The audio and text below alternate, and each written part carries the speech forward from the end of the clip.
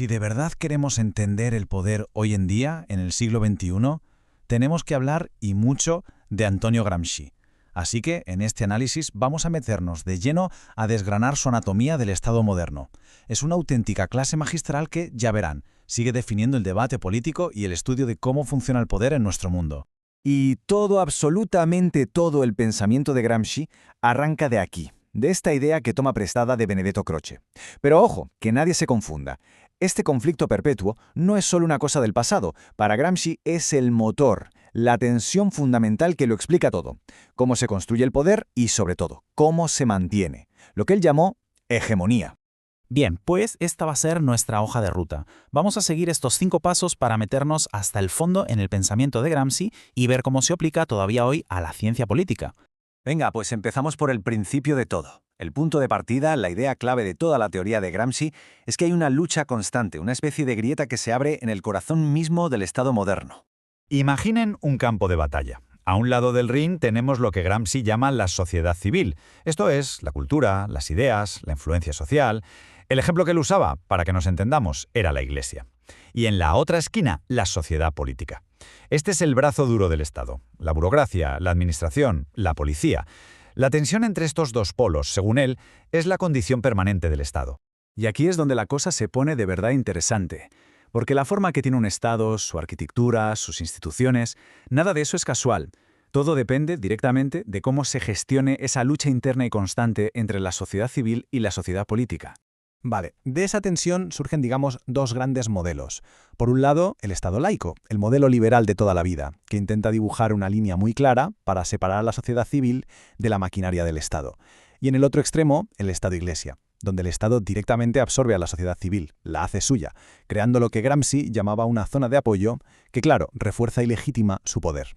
Claro, ante este panorama, el liberalismo clásico llega y dice: tengo la solución, la división de poderes. Suena bien, ¿verdad? Un mecanismo para equilibrar y controlar al Estado.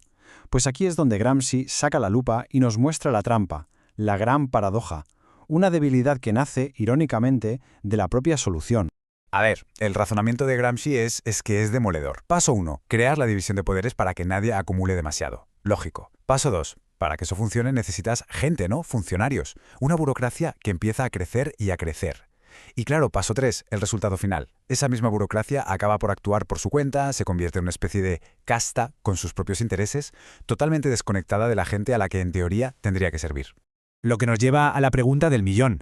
Si el sistema tiene estas grietas, ¿cómo es que no se cae a pedazos? ¿Cómo se mantiene en pie?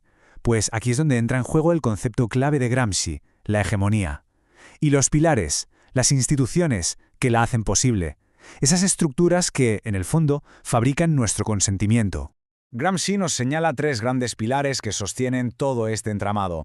Por un lado, el Parlamento, que es como el vínculo visible con esa sociedad civil de la que hablábamos. Luego está la magistratura, el poder judicial, que representa la idea de que la ley está por encima de todo. Y finalmente, el gobierno, el poder ejecutivo. La clave es que juntos no solo mandan, sino que construyen la percepción de que su mandato es el correcto, que es legítimo. Pero ojo, porque de estos 3 pilares, Gramsci nos advierte que hay uno que es como el talón de Aquiles del sistema. Si ese pilar se desgasta, todo el edificio se puede venir abajo. Y no es el Parlamento, ni siquiera el gobierno. El punto más delicado, el más sensible a la opinión de la gente, es la administración de justicia. ¿Pero por qué? ¿Por qué la justicia es tan delicada? Pues porque es el momento en el que el poder abstracto del Estado te toca literalmente en el día a día.